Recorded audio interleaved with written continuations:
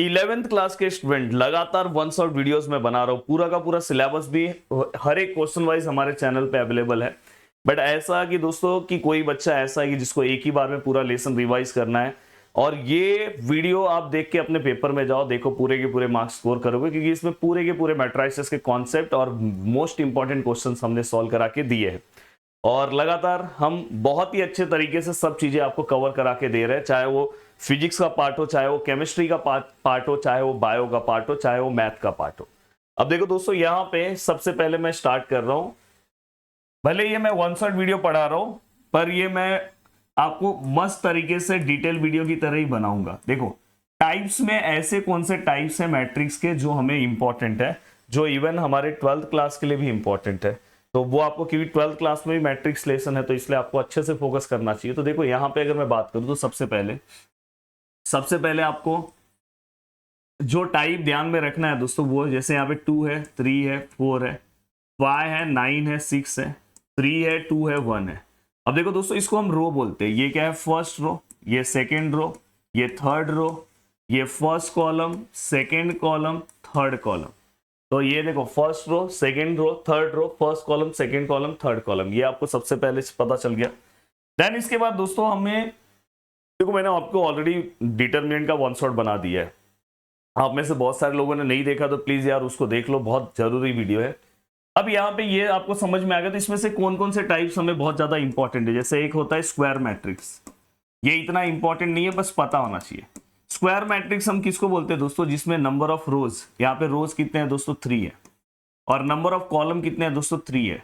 अगर number of row equal to number of column रहेगा तो उसको हम बोलेंगे स्क्वायर मैट्रिक्स। तो ये चीज तो आपको समझ में आ गई। दूसरी चीज आपको और क्या समझ में आनी चाहिए दोस्तों, देखो यहाँ पे, ये अगर आपको समझ में आया। दूसरा आता है दोस्तों, स्क्वायर मैट्रिक्स के बाद आएगा दोस्तों डायगोनल मैट्रिक्स। अब देखो मैं यहाँ पे डायगोनल मैट्रिक्स, ये भी आपको इतना जरूरी नहीं है, बस पता होना चाहिए। जो जरूरी हो मैं आपको बताते जाऊंगा। डायगोनल मैट्रिक्स मतलब क्या होगा दोस्तों? देखो यहाँ पे मैं एक मैट्रिक्स ले रहा हूँ। देखो यहाँ पे डायगोनल एलिमेंट्स में, ये इसको डायगोनल एलिमेंट्स बोलते लिखा, और जो नॉन डायगोनल एलिमेंट्स है दोस्तों वो हमेशा 0 होंगे। ये हो गया डायगोनल। अगर सेम, अगर आप देखोगे यहाँ पे, अगर सभी के सभी एलिमेंट्स यहाँ पे सेम आ गए, जैसे यहाँ पे 5 5 5 आ गया, तो वो स्केलर मैट्रिक्स हो जाएगा। यहाँ पे -3 -3 -3 आ गया, तो स्केलर मैट्रिक्स भी आपको समझ में आ गया। अब आइडेंटिटी मैट्रिक्स वेरी इंपॉर्टेंट है, very very very important identity matrix.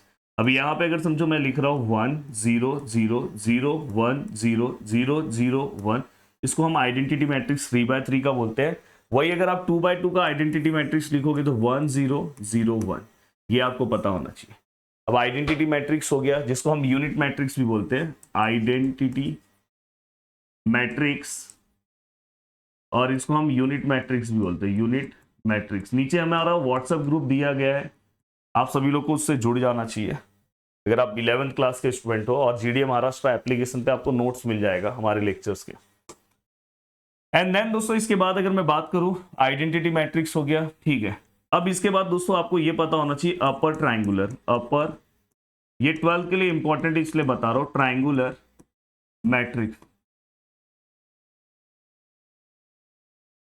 जैसे ये देखो यहाँ पे 5 है, 4 है, 3 है, अपर लिखा रहेगा तो डायगोनल्स के नीचे के एलिमेंट 0 होंगे। ये डायगोनल से उसके नीचे के सभी एलिमेंट 0 होंगे दोस्तों। और ऊपर कुछ भी हो सकता है, -2 3 1, ये अपर हो गया।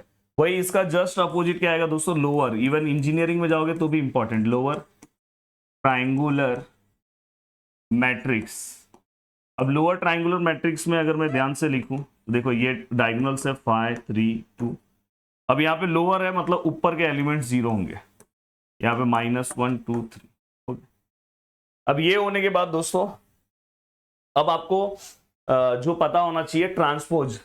देखो ट्रांसपोज मतलब, जैसे यहाँ पे एक मैट्रिक्स दिया है 2 3 1 4 3 2। अब इसको अगर मुझे ट्रांसपोज करना है, क्या करना है? ट्रांसपोज मैं ऐसे लिखूंगा। अब यहाँ पे क्या करना है बता? ट्रांसपोज मतलब जो रो में दिया है उसको बस कॉलम में लिख दो। अब देखो आपका पूरा लास्ट एक्सरसाइज इसी के ऊपर है। जो रो में है उसको हमने कॉलम में लिखा, दूसरा जो रो में है उसको हमने कॉलम में लिखा, हो गया। देखो जो रो में था हॉरिजॉन्टल को वर्टिकल लिखा, हॉरिजॉन्टल को वर्टिकल, हो गया ट्रांसपोज। अब दोस्तों एक और आता है सिमेट्रिक और स्क्यू सिमेट्रिक। अब देखो दोस्तों यहाँ पे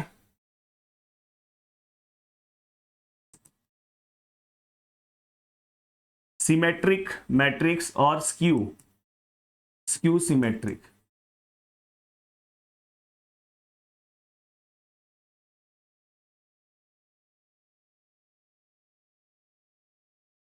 अब यहां पे अगर हम ध्यान से देखें सिमेट्रिक और स्क्यू सिमेट्रिक मैट्रिक्स में क्या होगा, जैसे अगर हम ध्यान से देखें तो यहाँ पे समझो एक मैं एलिमेंट्स ले रहा हूं, जैसे ये 1 है, 5 है, 3 है।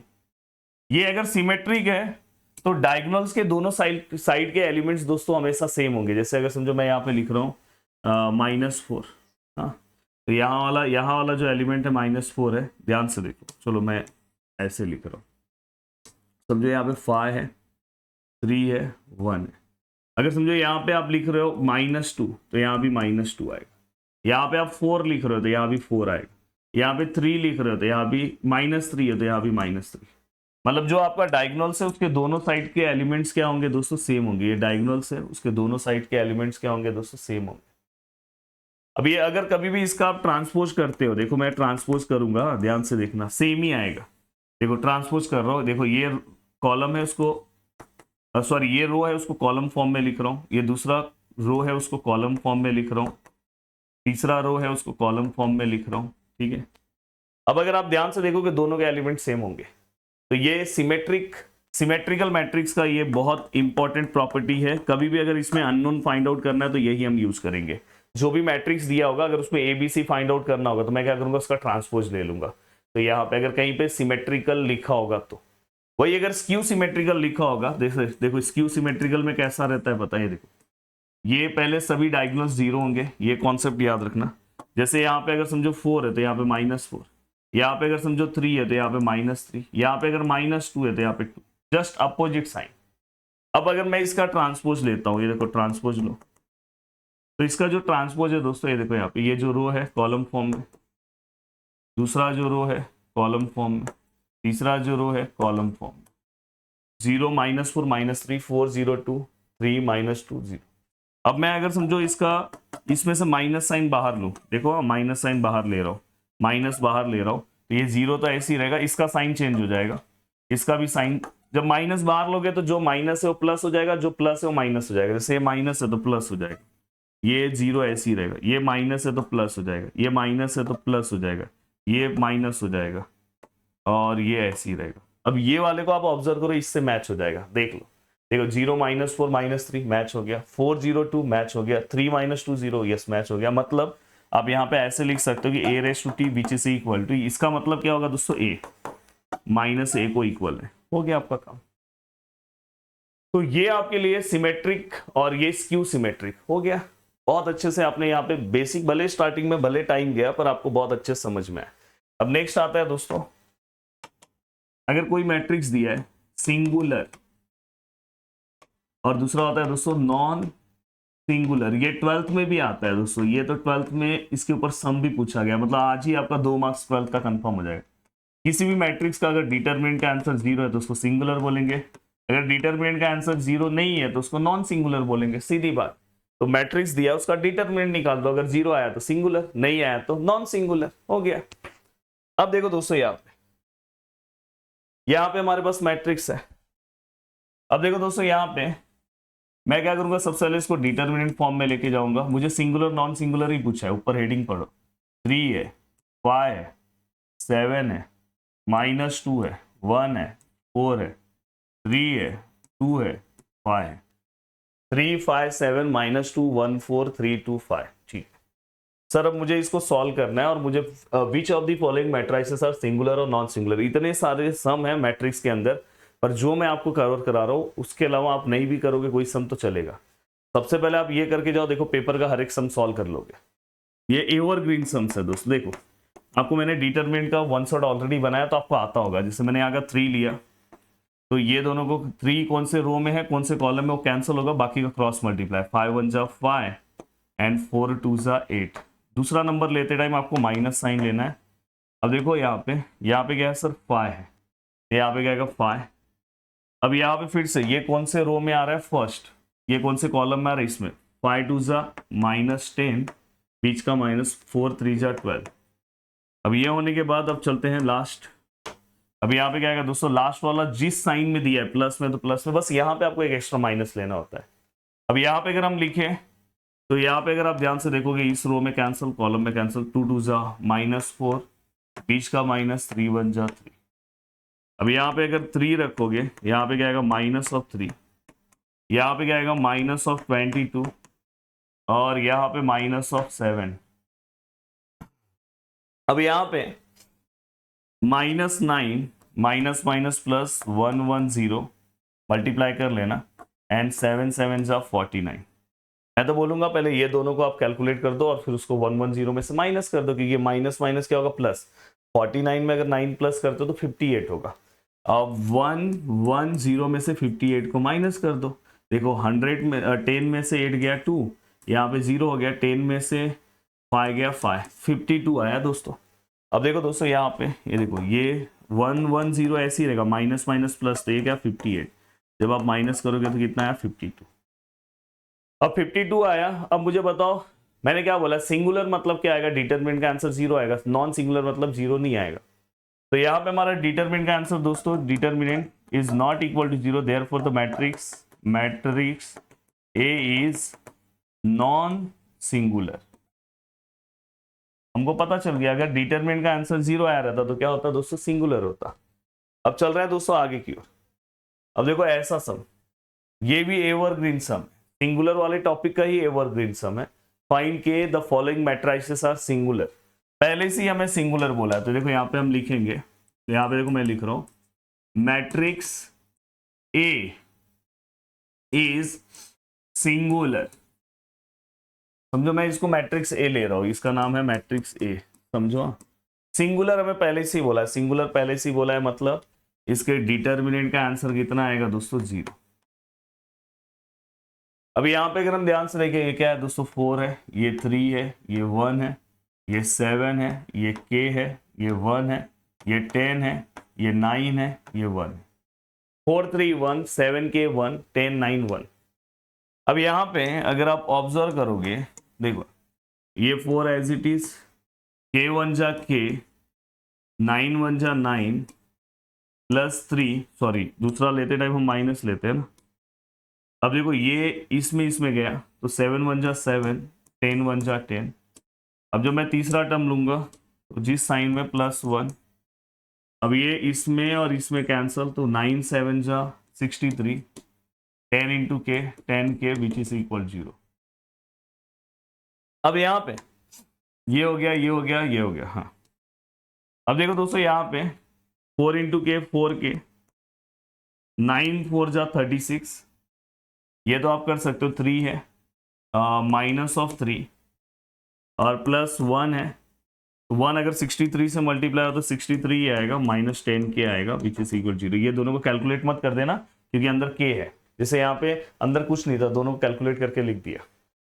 अब यहाँ पे क्या है दोस्तों, देखो 4k -36 minus minus plus +63 -10k which is equal to 0।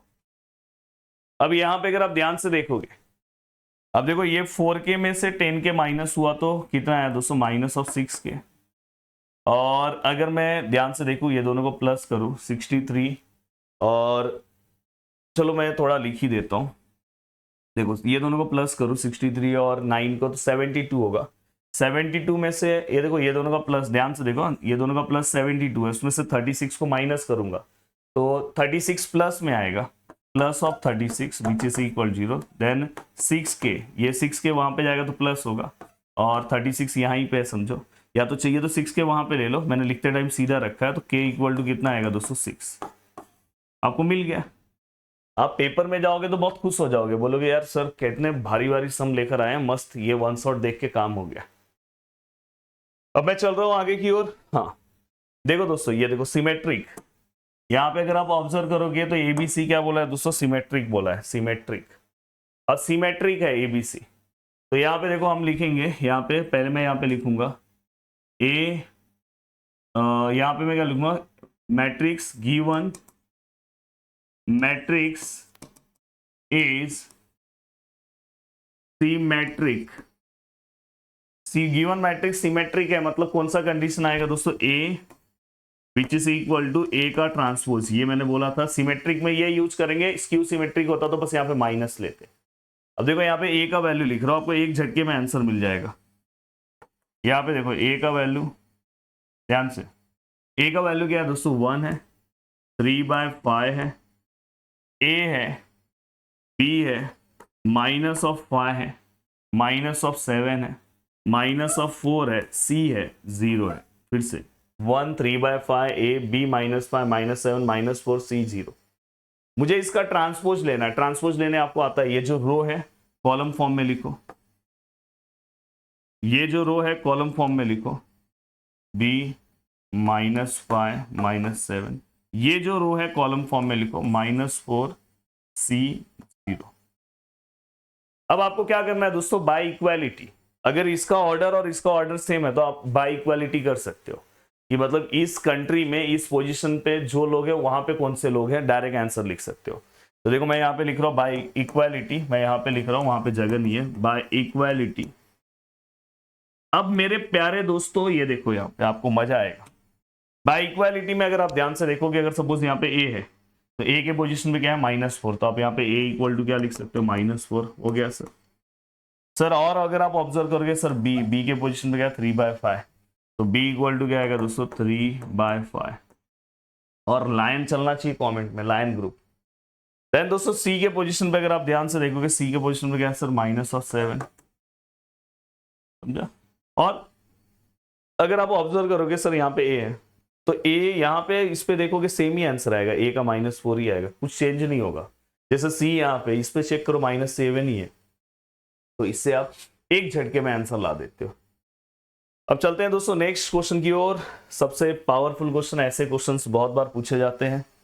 हाँ, मैंने बोला कि अगर आप मेरे लेक्चर्स को अटेंड करते हो, कि मैं ऑलरेडी इतने सालों से ऑफलाइन बैच में पढ़ा रहा हूँ, ऑनलाइन में पढ़ा रहा हूँ, तो मुझे पता रहता है क्वेश्चंस क्या आ सकते हैं। अब देखो दोस्तों यहाँ पे अगर आप यहाँ पे ऑब्जर्व करोगे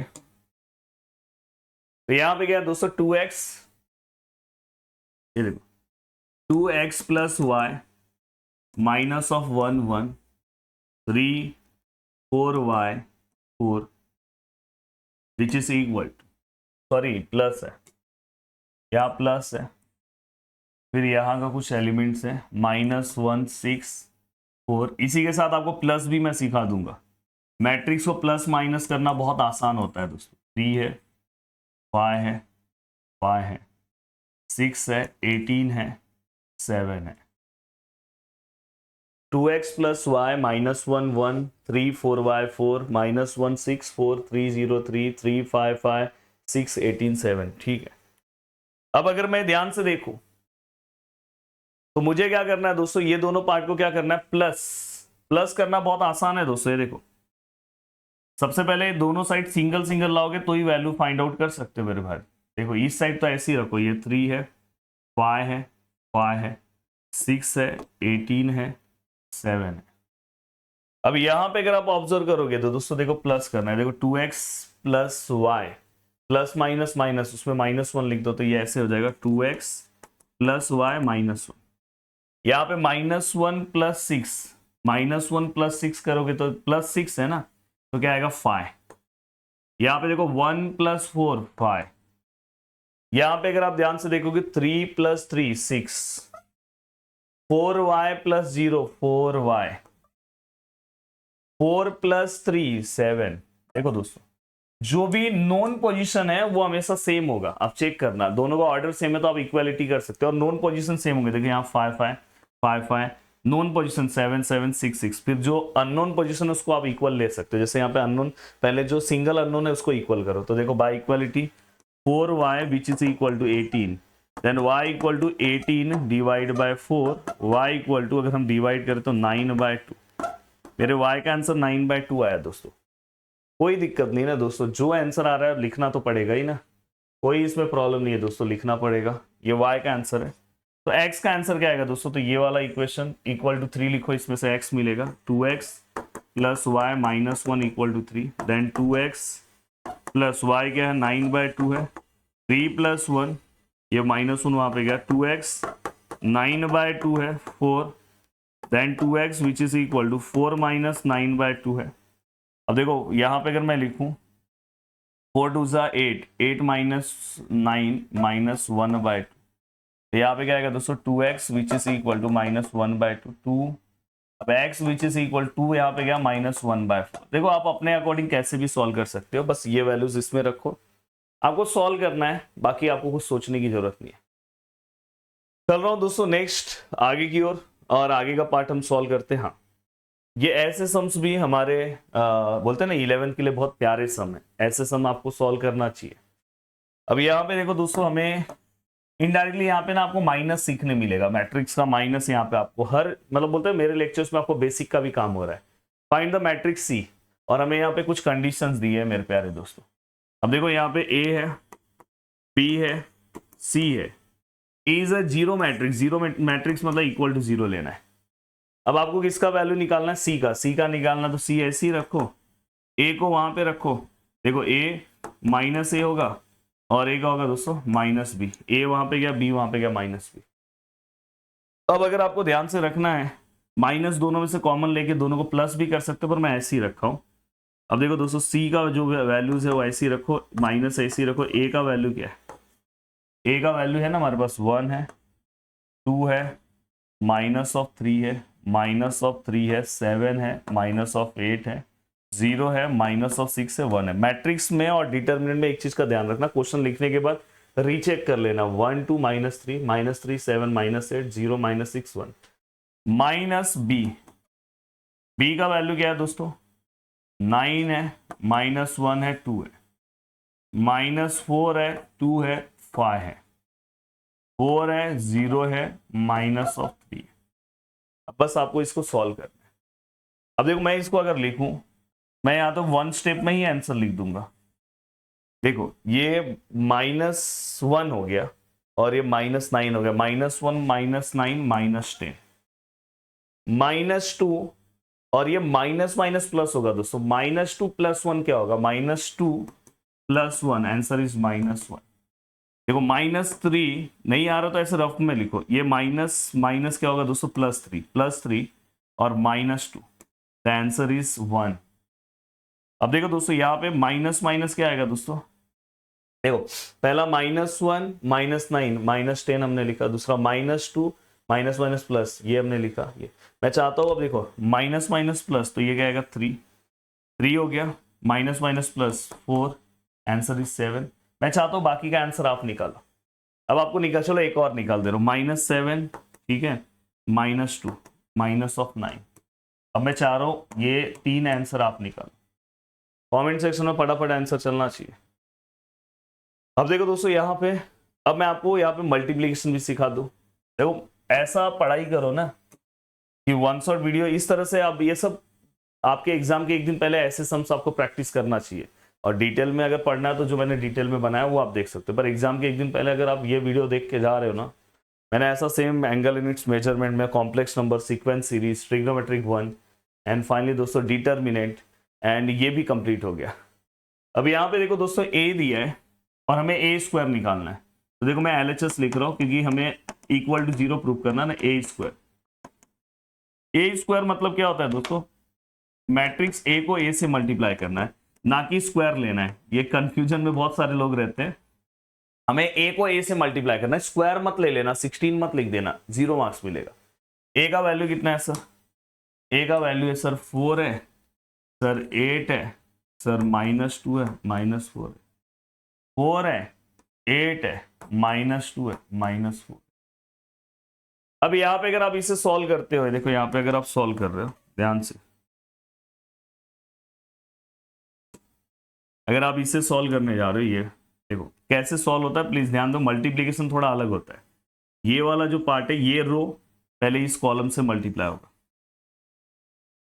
देखो यहाँ पे 4 4 जा 16, यहाँ पे देखो लिख रहा हूं 8 2 जा 16, 4 4 जा 16, 8 2 जा 16, प्लस माइनस माइनस। ये जैसे ही हुआ आगे जाएंगे, आगे दूसरे कॉलम से देखो यही रो सेम आगे दूसरे कॉलम से, जब आप दूसरे कॉलम से करोगे तो ऐसे ऐसे आगे जाओगे, तीसरा कॉलम है तो और आगे जाओगे, जब कॉलम खत्म हो गया तो हम नीचे वाले रो में आएंगे, तो यहाँ भी नीचे आने का, बस ये ध्यान रखो, एक बार खुद से मल्टीप्लाई करो, नहीं तो बहुत सारे बच्चों को प्रॉब्लम होता है।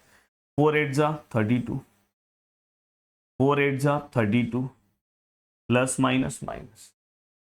अब देखो ये वाला पार्ट इससे मल्टीप्लाई करो, 4 देखो 4 2 जा 8, 4 2 जा 8 minus plus minus minus plus. अब देखो ये वाला पार्ट फर्स्ट कॉलम से हुआ सेकंड कॉलम से, 8 2 जा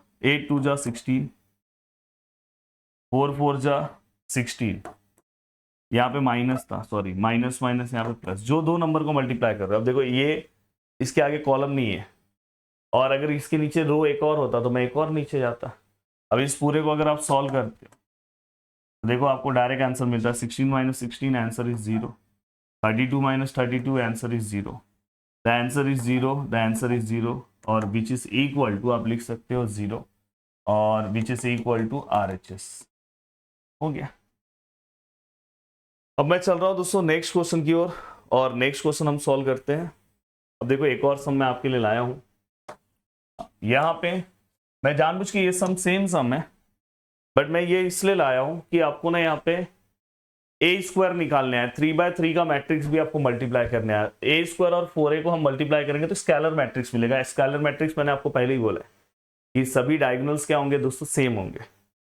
अब देखो दोस्तों यहाँ पे अगर हम ध्यान से देखें तो पहले ए स्क्वायर आपको निकालना पड़ेगा गाइस। ए स्क्वायर कैसे निकालेंगे, ए को ए से मल्टीप्लाई कर दो, ये ए है, ए को ए से मल्टीप्लाई करो। अब यहाँ पे क्या है दोस्तों, 1 2 2 2 1 2 2 2 1 1 2 2 2 1 2 2 2 1 1 2 2 2 1 2 2 2 1 1 2 2 2 1 2 2 2 1। अब देखो दोस्तों यहाँ पे जब मैं इसको मल्टीप्लाई करूंगा, थोड़ा सा बड़ा ही जगह रखो, 3/3 में ना बहुत गड़बड़ करते हो, पर रूल अगर आपको याद है तो कोई दिक्कत नहीं है। देखो ये रो है, पहले इस कॉलम से मल्टीप्लाई होगा, फिर इस कॉलम से होगा, फिर इस कॉलम से होगा, जैसे ही कॉलम खत्म फिर नीचे आ जाएंगे। अब देखो 1 1 जा 1, 2 2 जा 4, 2 2 जा 4, ठीक है कर दिया, 1 2 जा 2, 2 1 जा 2, मेरा ध्यान पूरा यहाँ पे होना चाहिए, 2 2 जा 4, 1 2 जा 2, 2 2 जा 4, और 2 1 जा 2। अब यहाँ पे ये होने के बाद अब देखो नीचे आ रहा हूं, ये देखो ये, अब देखो दोस्तों 2 2 1 जा 2, 1 2 जा 2, और 2 2 जा 4। देखो 2 2 जा 4, 1 1 जा 1, 2 2 जा 4, फिर से 2 2 जा 4, 1 2 जा 2, और 2 1 जा 2, फिर से अब नीचे, जैसे नीचे लिया यहाँ नीचे आ जाओ, 2 2 2 1 जा 2, 2 2 जा 4, एंड 1 2 जा 2, 2 2 जा 4, 2 1 जा 2, और 2 1 जा 2, 2 2 जा 4, 2 2 जा 4 प्लस 1। अगर मैं इसको लिखूं तो इसका आंसर क्या है। अब देखो दोस्तों ये 4 और 4 और 1 9, यहाँ पे अगर हम देखें तो 8, यहाँ पे भी अगर हम देखें तो 8, यहाँ पे भी 8, यहाँ पे 9, यहाँ पे भी 8, यहाँ पे भी 8 8 9। गाइस अभी कुछ नहीं, सीईटी में भी ये लेसन है, सीईटी में 12 सीईटी में लेसन है, 11 पे नहीं है, पर बहुत पावरफुल तरीका मैं बताता हूँ, मतलब एक एक स्टेप में आंसर आ जाते हैं। आपको सीईटी का तो टेंशन लेना ही नहीं है, अभी बस आप कॉन्सेप्ट वाइज मल्टीप्लिकेशन एक बार आप खुद से करो, इसमें एक बार करोगे शायद गलती भी होगी, पर उसके बाद आप प्रॉपर स्टेप सीख जाओगे। दो तरीका बताया हूँ तो कभी गलतियां नहीं होनी चाहिए। अभी मैं एक बार क्रॉस चेक कर लूँ, एकदम प्रॉपर है, दूसरा इससे मल्टीप्लाई हुआ, तीसरा परफेक्ट है, इसके बाद ये इससे मल्टीप्लाई हुआ, ये वाला इससे मल्टीप्लाई हुआ,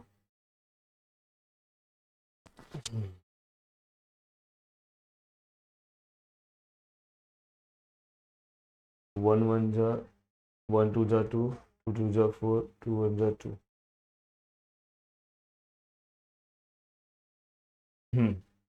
तो ये हमारा होने के बाद अब हमें क्या करना है दोस्तों, ये निकालना बहुत आसान है, थोड़ा सा जगह मिल जाए यहीं पे हो जाए काम। ये देखो यहाँ पे मैं लिख रहा हूँ एल, यहाँ पे ए स्क्वायर माइनस ऑफ 4 है। यहाँ पे एक इनडायरेक्टली मैं एक और प्रॉपर्टी आपको समझाना चाहूंगा। देखो ये क्या है, 9 है, 8 है, 8 है, 8 है, 9 है, 8 है, 8 है, 8 है, 9 है, -4 इंटू यहाँ पे ए का वैल्यू क्या है दोस्तों, 1 2 2 2 1 2 2 2 1। बहुत पावरफुल क्वेश्चन ले रहा हूं, नहीं तो आप पूरे बुक में हालत आपकी खराब हो जाएगी। देखो 9 8 8 8 9 8 8 8 9, यहां पे अगर आप ध्यान से देखोगे 4 1 जा 4, 4 2 जा 8, 4 2 जा 8, 4 2 जा 8, 4 1 जा 4, 4 2 जा 8, 4 2 जा 8 8। अब मैं चाहूंगा, मेरे पास तो जगह का थोड़ा सा प्रॉब्लम है, चलो इतना तो है जगह, मैं चाहूंगा कि यहीं पे आंसर निकाल दूं। इसको यहीं पे अब माइनस करने आ रहा है कि नहीं आ रहा है, देखो एक ही सम में आप मल्टीप्लाई भी कर रहे हो, कभी भी कोई भी टर्म अगर बाहर है तो इसको पूरे से मल्टीप्लाई करते हैं, ये ध्यान रखना। ये भी एक प्रॉपर्टी है जो आपको डायरेक्ट सिखा दिया। अब देखो डायरेक्ट मल्टीप्लाई माइनस करो, 9 - 4 the answer is 5, 8 - 8 answer is 0, 8 - 8 answer is 0, 8 - 8 answer is 0, 9 - 4 answer is 5, 8 - 8 answer is 0, 8 - 8 answer is 0, 8 - 8 answer is 0, 9 - 5 answer, 9 - 4 answer is 5। मैंने आपको पहले ही बोला था स्केलर है, सभी डायगोनल एलिमेंट सेम होंगे, बाकी जो रहेंगे वो क्या रहेंगे दोस्तों, जीरो, नॉन डायगोनल एलिमेंट्स। अब आप डायरेक्ट उसके नीचे लिखो एंड देयरफॉर द गिवन, वहां पे लिख so A square minus 4 is a scalar matrix, आपने प्रूफ कर दिया, हो गया। अब चलता हूं दोस्तों आगे की ओर, ठीक है। अब ये होने के बाद अब आगे की ओर चल रहा हूं, ये सब बहुत पावरफुल सम्स ले रहा हूं दोस्तों मैं। ये भी बहुत लोगों को पूछा जाता है, इवन अभी तो आप 11th में हो, डिप्लोमा में अगर आपका कोई भाई बहन होगा ना, उसको भी सेम मैट्रिक्स में ये सम, सेम सम पेपर में आता भी है। अब इसी के अंदर आप 2-3 प्रॉपर्टी पढ़ते हो। अब देखो दोस्तों यहाँ पे सब मैं यहीं पे सॉल्व कर रहा हूँ, पहले ये 4 आप अंदर ले लो। देखो 4 आप अंदर लोगे, सबसे मल्टीप्लाई होता है, मैट्रिक्स का रूल है, 4 2 जा 8, 4 1 जा 4, 4 3 जा 12, 4 1 जा 4, 4 0 जा 0, 4 2 जा 8। अब यहाँ पे देखो ये ऐसी है, 3 -3 4 2 1 1, ठीक है। अब यहाँ पे ये होने के बाद, हाँ ये ऐसा ब्रैकेट है, इसको एज इट इज रखो, कोई दिक्कत नहीं। अब यहाँ पे क्या आएगा, 2 -1 और 1, और यहाँ पे क्या आएगा, x, y, ठीक है। अब यहाँ पे अगर आप ध्यान से देखिए तो देखो 8 - 3, 8 - 3 answer is 5, -4 minus minus plus होगा, -4 + 3 answer is -1, 12 - 4 answer is 8, 4 - 2 answer is 2, 0 - 1 answer is -1, 8 - 1 answer is 7। अब ये होने के बाद नेक्स्ट अगर हम यहाँ पे ध्यान दें, ये क्या होगा, 2 -1 1, और यहाँ पे क्या है दोस्तों, XY। अब यहाँ पे अगर हम ध्यान से देखें, थोड़ा सा मैं इसको ऊपर ही ले लूँ तो इसी स्टेप में सॉल्व हो जाएगा। यहाँ पे फिर से दोनों मैट्रिक्स को मल्टीप्लाई करना है, और आपके पास कॉन्सेप्ट अगर होगा तो आप कभी भी हारोगे नहीं दोस्तों, ये चीज का ध्यान रखना। ये x है, ये y है। हम क्या करते हैं, मैट्रिक्स में कोई भी सम सॉल्व करते हैं भाई, ये सब सम सॉल्व करो, उसके बाद कोई भी सम आप सॉल्व कर सकते हो। ये है, ये जो रो है इस कॉलम से मल्टीप्लाई होगा, 5 2 जा 10, माइनस माइनस प्लस मतलब +1, 8 1 जा 8, ठीक है। फिर से ये रो आगे के कॉलम में नहीं है कॉलम, तो हम नीचे आ जाएंगे, 2 2 जा 4, माइनस माइनस प्लस 7 1 जा 7।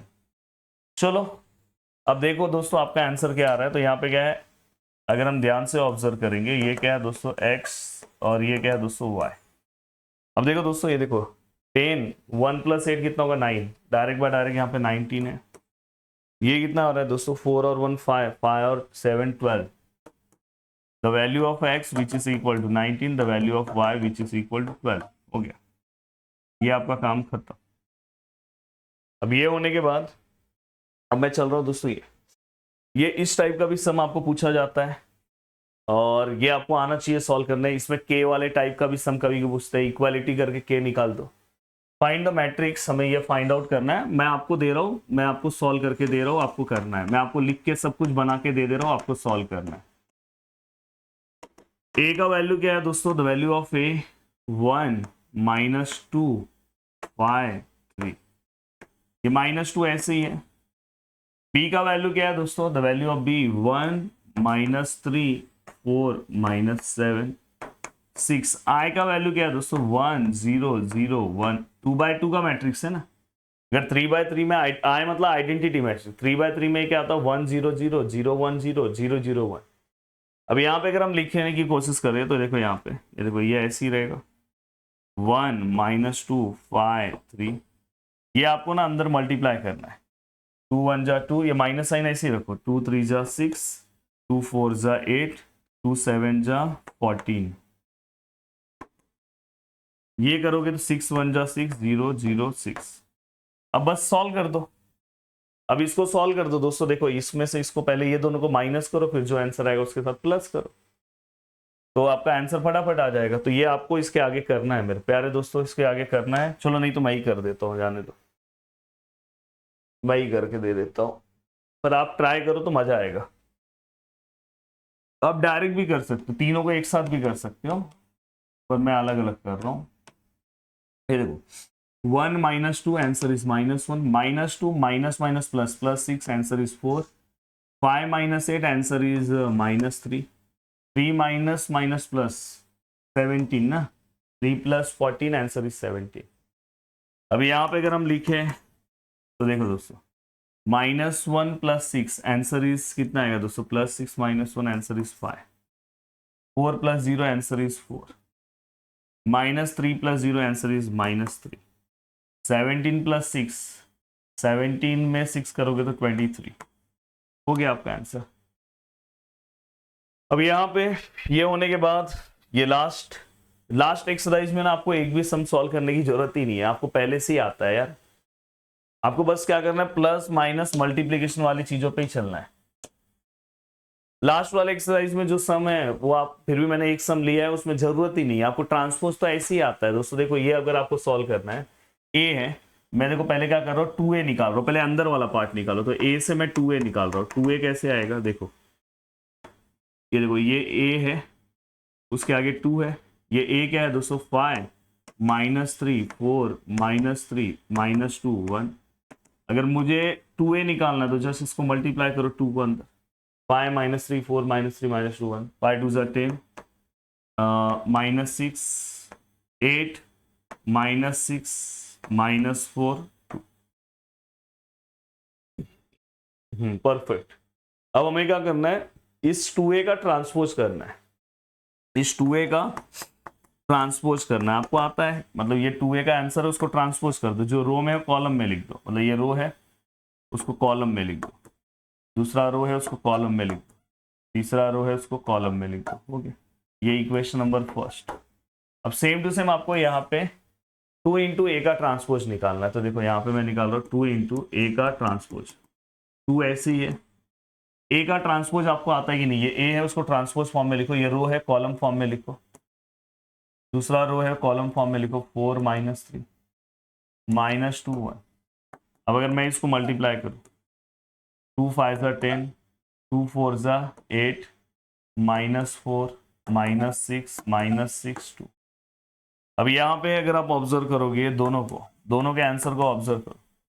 देखो 10 10 8 8 -4 -6 -6 -6 -6 2 और 2। बताओ कितना सिंपल। तो ये वाले में अगर आपको ट्रांसपोज आता है तो आपको कुछ टेंशन लेने की जरूरत नहीं है, बिना मतलब का आप टाइम पास कर रहे हो, इसलिए आप बाकी के लेसन पे उतना टाइम दो यार। देखो यहाँ पे 2a⁻t। बस अगर आपने मेरा डिटर्मिनेंट का वो लेसन देखा, वीडियो देख लिया, ये वीडियो देख लिया, आपका हो गया। आपका ये भी मैंने कंप्लीट करा दिया और वो भी आपका मस्त हो गया। यहाँ से आपका मस्त मैंने मैट्रिक्स पूरा का पूरा कंप्लीट करा दिया। और वहां से अगर आप ऑब्जर्व करोगे तो डिटर्मिनेंट। और ये सब जो वीडियोस में बना रहा हूँ ये मोस्ट इंपॉर्टेंट क्वेश्चन वाइज है। अगर आपके कॉलेज में टीचर्स ने पढ़ाया, देखो मैट्रिक्स में तो कोई टीचर इसके अलावा क्या पढ़ाएगा बताओ। और मैं ऐसा 1-2 साल से तो पढ़ा नहीं रहा हूँ। इवन तो 11th में कभी कभार ऐसा हो सकता है कि आपके टीचर ने कुछ आउट ऑफ लाइन पढ़ा दिया, पर इसके अलावा वो आउट ऑफ लाइन जा ही नहीं सकती। और मैं आपको बोलूंगा कि 12th के अंदर जो बताता हूं पेपर में सेम आता है, क्योंकि 12th में पूरा सिलेबस आता है। आप में से कैसा होता है पता है, बहुत सारे टीचर्स बोलेंगे ये वाला पार्ट नहीं आएगा। जैसे अभी मैट्रिक्स मैंने पढ़ाया है, ये हो सकता है ये वीडियो आप दिवाली के बाद देखो, क्योंकि बहुत सारे लोगों को ये दिवाली के बाद होगा, पर बहुत सारे लोगों के कॉलेज में सबसे पहला यही लेसन लेंगे, डिटर्मिनेंट और मैट्रिक्स। तो मुझे पता है, ऑफलाइन में ऑलरेडी पढ़ाता हूँ, तो मुझे पता है, मेरा ऑफलाइन क्लासेस है, तो मुझे बहुत अच्छे से पता है कहाँ पे क्या चीज़ें आती है। इसलिए मैंने स्टार्टिंग में देखो, मैंने आपको बना के दिया सब, 4 लेसन बना दिया, फिर इसके बाद डायरेक्ट ये किया। अब मुझे पता है बहुत सारे बच्चों को ना फंक्शन और सेट्स वाले लेसन भी आ रहे हैं, तो अब नेक्स्ट टारगेट मेरा वही रहेगा, उसका भी 1 शॉट बना के दे दूंगा। मिलते हैं दोस्तों नेक्स्ट वीडियो में। Bye bye, take care. बस आप इसी तरह से पढ़ते रहो, अपनी चीज़ों को कंप्लीट करते रहो। जय हिंद दोस्तों।